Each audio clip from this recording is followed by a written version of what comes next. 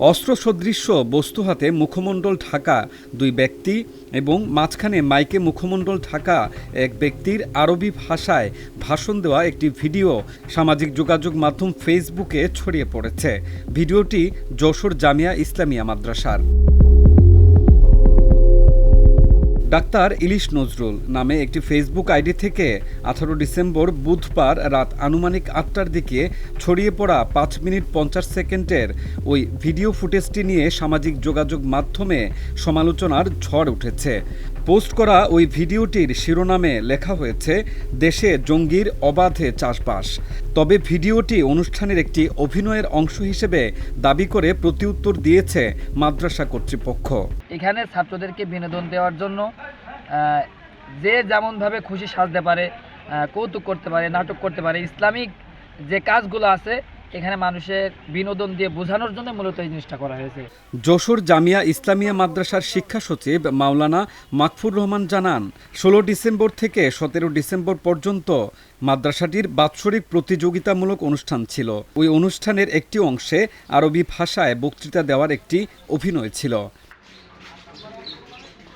জামিয়া ইসলামিয়া মাদ্রাসার প্রিন্সিপাল মুফতি লুৎফুর রহমান ফারুকি বলেন, সাংস্কৃতিক অনুষ্ঠানে শিক্ষার্থীরা ফিলিস্তিনের মুক্তিকামী মানুষের লড়াই সংগ্রামের বিষয়টি অভিনয় করে দেখিয়েছে।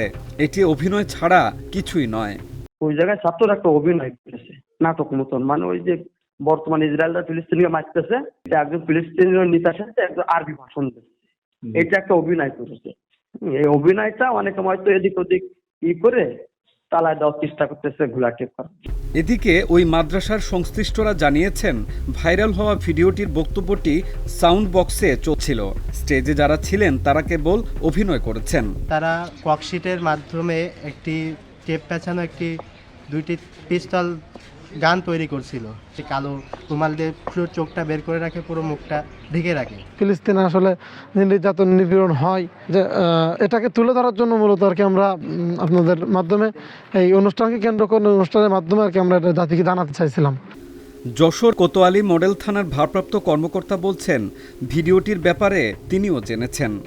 ওইখানকার একটা কওমি মাদ্রাসার 17 ডিসেম্বর একটা প্রোগ্রামে, সাংস্কৃতিক প্রোগ্রাম, সেই প্রোগ্রামে যেমন খুশি তেমন সাজো, এই অনুষ্ঠানে 3 জন ছাত্র এটাতে অংশগ্রহণ করে এবং ওই যে অস্ত্র সদৃশ যেটা দেখা যাচ্ছে এটা হচ্ছে ককশিট দিয়ে তৈরি খেলনা।